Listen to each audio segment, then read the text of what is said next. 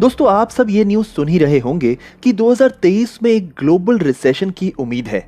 Routers द्वारा प्रदत्त 60% अर्थशास्त्रियों का मानना है कि वर्ल्ड इकोनॉमी 2023 में मंदी में प्रवेश करेगी। ब्लूमबर्ग द्वारा सर्वे किए गए इकोनॉमिस्ट का भी मानना है कि अगले 12 महीनों में मंदी की 65% संभावना है। कोविड महामारी के प्रभाव से उबरने की कोशिश कर रहे अधिकांश विश्व के लिए रुकी हुई आर्थिक मंदी जीडीपी और इन्फ्लेशन दोनों के लिए खतरा बन गई है। आपको क्या लगता है कि 2023 में संभावित इकोनॉमिक रिसेशन भारत को कैसे प्रभावित करेगी? दोस्तों, क्या आपको अतीत की कोई मंदी याद है?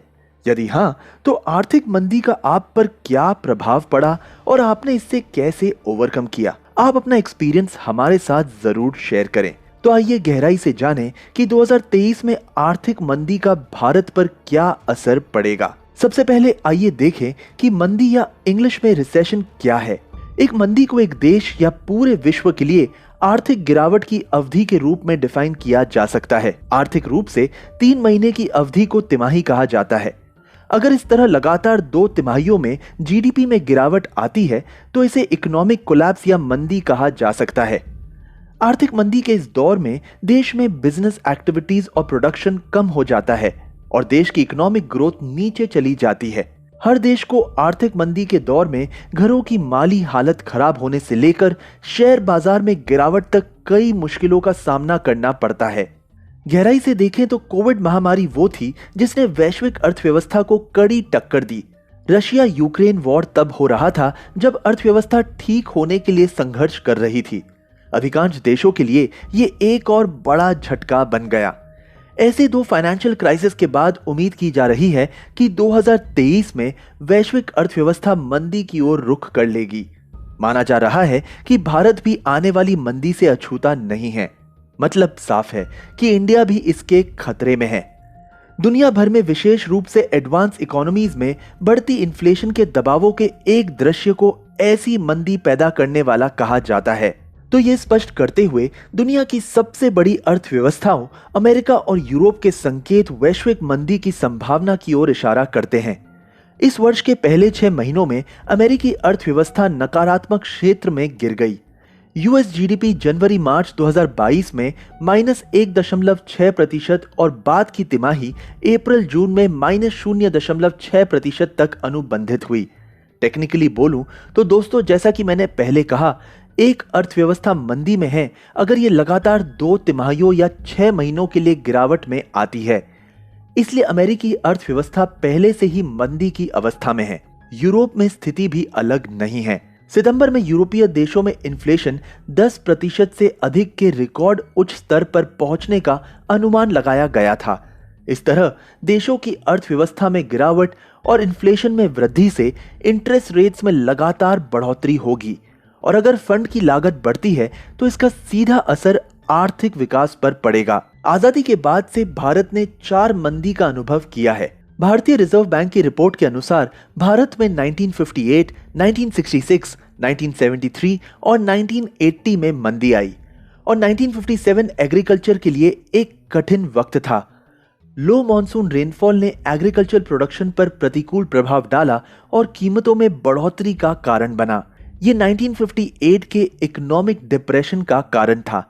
भारत ने 1957-58 में आर्थिक विकास में अपनी पहली गिरावट का अनुभव किया जब जीडीपी की वृद्धि दर 1.2% गिर गई।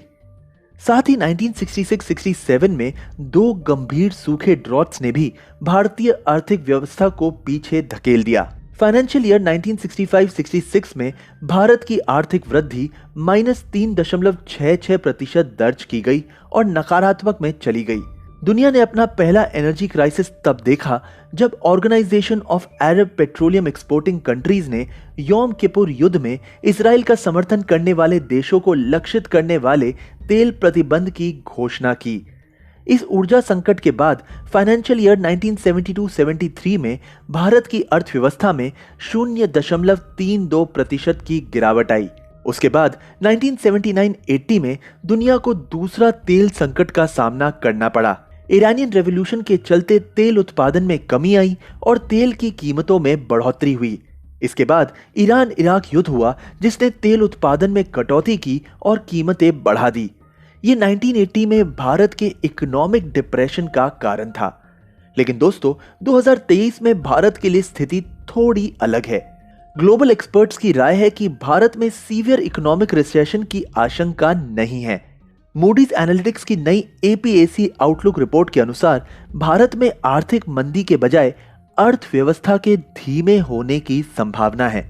लॉन्ग टर्म प्रोस्पेक्ट्स के संदर्भ में रिपोर्ट बताती है कि भारत अगले वर्ष धीमी वृद्धि की ओर बढ़ेगा। भारत की अर्थव्यवस्था ने 2021 में 8.5% की वृद्धि दर्ज की और 2022 में भारत की आर्थिक विकास दर 8% रही। लेकिन 2023 में इस विकास दर को घटकर 5% रहने का अनुमान है। कहा जा रहा है कि भारत कई अन्य देशों की तुलना में आर्थिक मंदी से कम प्रभावित माना जाता है। लेकिन यदि इन्फ्लेशन जारी रहती है तो भारतीय रिजर्व बैंक रेपो रेट को 6% से ऊपर भी बढ़ा सकता है। इससे जीडीपी में कमी आएगी। Organisation for Economic Cooperation and Development के अनुसार हायर इंटरेस्ट रेट्स परिवारों और कॉर्पोरेट बोरोअर्स के लिए फाइनेंशियल चैलेंजेस को जोड़ देगी, भले ही वे इन्फ्लेशन को नियंत्रित करने के लिए आवश्यक हो। उनके अनुसार लगातार inflation, high energy prices, weak real household income growth और कठिन आर्थिक परिस्थितियां विकास में बाधा बनेंगी। ऊर्जा संकट जिसने दुनिया भर में इन्फ्लेशन को बढ़ावा दिया है, यूक्रेन पर रशिया के युद्ध का परिणाम है। आइए दोस्तों देखें कि ग्लोबल रिसेशन भारत को कैसे नकारात्मक रूप से प्रभावित करेगी। मगर उससे पहले ये वीडियो लाइक करना न भूलें। हम आप सभी के सपोर्ट की आशा करते हैं। तो वापस मुद्दे पर आते हैं। अगर अमेरिका और यूरोपियन देशों में आर्थिक मंदी आती है तो इसका भारत पर भी प्रतिकूल प्रभाव पड़ेगा।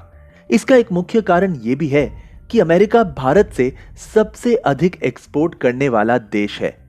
आर्थिक मंदी की स्थिति में US federal government interest rates बढ़ाएगी, जिससे इंपोर्ट्स की लागत बढ़ जाएगी। इससे एक निर्यातक देश के रूप में भारत के लाभ मार्जिन में कमी आएगी। आर्थिक मंदी का भारत के आईटी इंडस्ट्री पर भी प्रतिकूल प्रभाव पड़ेगा। ऐसा इसलिए है क्योंकि भारतीय आईटी इंडस्ट्री के प्रमुख ग्राहक यूरोप और उत्तरी अमेरिकी क्षेत्रों में हैं। इससे 2023 में भारत में लेबर सेक्टर में बहुत सी फायरिंग हो सकती है। और अब हम अपने विषय के अंतिम चरण में जा रहे हैं।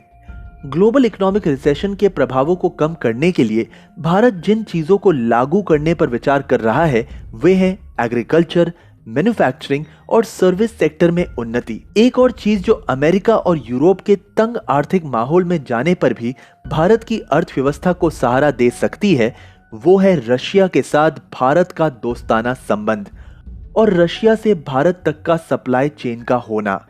भारत द्वारा रशिया से क्रूड ऑयल का बढ़ा हुआ इंपोर्ट भी भारतीय अर्थव्यवस्था में एक योगदान का बड़ा कारण है। रशिया भारत को अंतर्राष्ट्रीय बाजार की तुलना में प्रति बैरल करीब 30% कम तेल की आपूर्ति करता है। तेल के अलावा भारत कई रूसी उत्पादों जैसे कोयला, सोयाबीन, सूरजमुखी तेल और उर्वरकों को कम कीमतों पर इंपोर्ट करने में सक्षम है। रूस से ये डिस्ट्रीब्यूशन सिस्टम एक मुख्य कारण है कि भारत में इन्फ्लेशन कई अन्य देशों की तुलना में अधिक गंभीर नहीं रही है। रूस इस साल की दूसरी तिमाही यानी अप्रैल से जून तक भारत के लिए क्रूड ऑयल का तीसरा सबसे बड़ा इंपोर्टर बन गया। 2021-22 में भारत के कुल व्यापार में रूस की हिस्सेदारी महज 1% 2% थी, लेकिन इस फाइनेंशियल ईयर की अप्रैल जून तिमाही में यह बढ़कर 3.1% हो गई। एक और तथ्य यह है कि जून में समाप्त तिमाही में इंपोर्ट में तेज उछाल के कारण रूस भारत का 7वां सबसे बड़ा व्यापारिक भागीदार था। यह भी एक मुख्य कारण है कि क्यों भारत में इन्फ्लेशन अन्य एशियन देशों की तुलना में कम चिंता का विषय है, हालांकि ये नियंत्रण में नहीं है। तो दोस्तों बस इतना ही आज के लिए। दुनिया के विभिन्न विषयों पर जानकारीपूर्ण वीडियो के लिए हमारे चैनल को सब्सक्राइब करना ना भूलें। फिर मिलते हैं एक और दिलचस्प वीडियो के साथ।